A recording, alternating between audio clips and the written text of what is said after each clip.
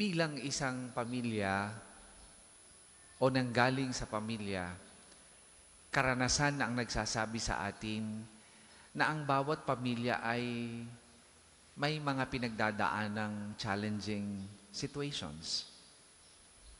Kanya-kanya ng konteksto, pero common sa ating lahat bilang galing sa pamilya ang mga challenging situations.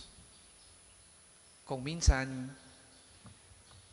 hindi natin inaasahan, biglang nagkasakit ng malubha si nanay, o di kaya ay nawalan ng trabaho si tatay, o di kaya ay biglang nagkaproblema ang inyong kapatid o ang inyong anak, nagkaproblema sa kanyang asawa, nagkahiwalay. Iba-ibang konteksto, iba-ibang sitwasyon. But common sa ating lahat yan bilang galing sa pamilya. May mga situations na kung minsan ay nagdadala sa atin sa isang lugar kung saan hindi natin alam kung ano ang ating gagawin.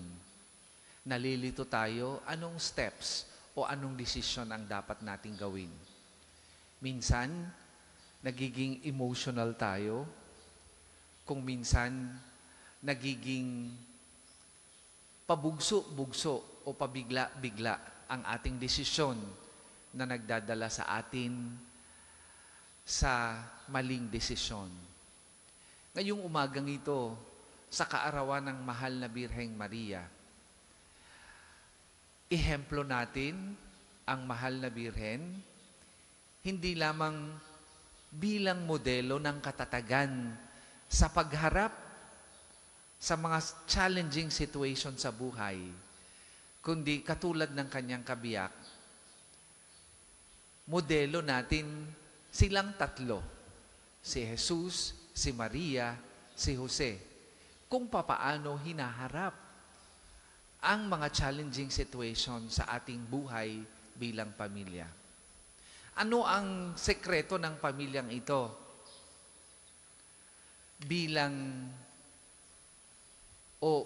Sa pagharap sa mga sitwasyon sa buhay natin na hindi kaaya-aya, sa mga sitwasyon sa buhay natin na sabihin nating negatibo sa tingin ng mundo. Una,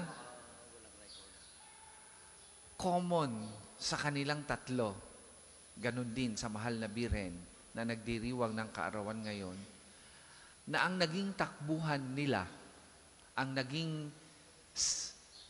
sandalan nila sa tuwing daraan sa ganitong situation ay ang Diyos. Yun ang kanilang unang sikreto. Ang Diyos na siyang nagpapalakas at nagbibigay ng inspirasyon upang harapin at kayanin ang mabigat na pagsubok na kanilang hinarap bilang isang pamilya. Sa konteksto ng mga Israelita, ang maglihi ng walang asawa, ang parusa ay kamatayan. Kaya nagbalak si Jose upang sagipin si Maria na hiwalayan ito ng lihim para isave siya o isave si Maria sa siguradong parusang kamatayan. Pero bago niya ginawa ito, bago niya pinagdesisyonan nito, una niyang kinonsulta at tinakbuhan ay ang Diyos.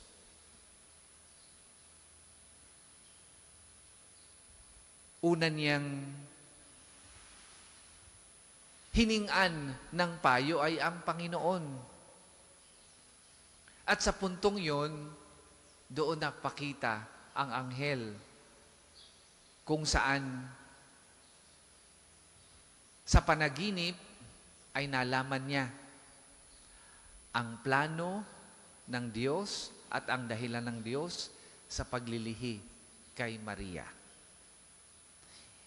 Mga kapatid, yan ang unang gawin nating sandigan sa oras, o ang Diyos ang gawin nating sandigan sa mga challenging situations ng ating buhay. Huwag tayong tumakbo sa ibang bagay. Huwag nating panghawakan ang bisyo. Huwag nating panghawakan ang ating lakas. Walang magagawa ang mga yan dahil bilang tao, may sukdulan ang ating lakas.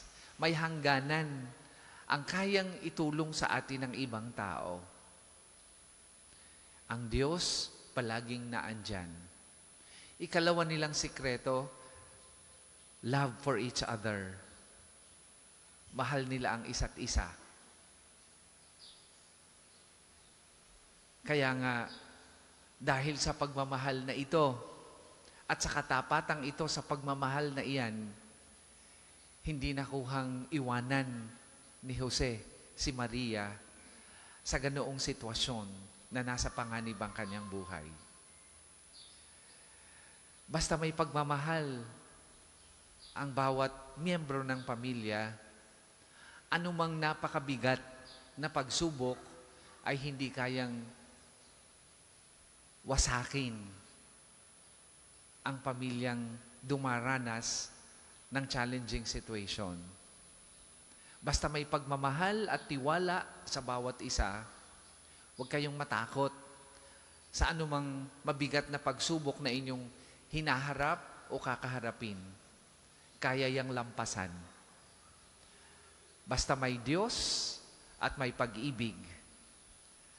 Anumang walang napakabigat na problema o hamon sa buhay ang hindi ninyo kayang harapin at pagtagumpayan bilang isang pamilya. At ngayong umagang ito, sa kaarawan ng Mahal na Birheng Maria, yan ang iniiwang leksyon sa atin ng mabuting balita. Hindi maiiwasan na bilang pamilya ay dumanas tayo ng mga challenging situation sa ating buhay. Iba-iba tayo ng konteksto, pero common sa ating lahat yan. At sana'y huwag nating makalimutan na tumakbo sa Panginoon at huwag mawalan ng pagmamahal at tiwala sa isa't isa, lalo na sa Diyos, upang mapagtagumpayan gaano man kabigat ang problema o sitwasyon na ating hinaharap. Walang hindi kayang harapin at pagtagumpayan basta we have each other and we have God as our ultimate strength para kayanin ang mga pagsubok na ating hinaharap sa buhay.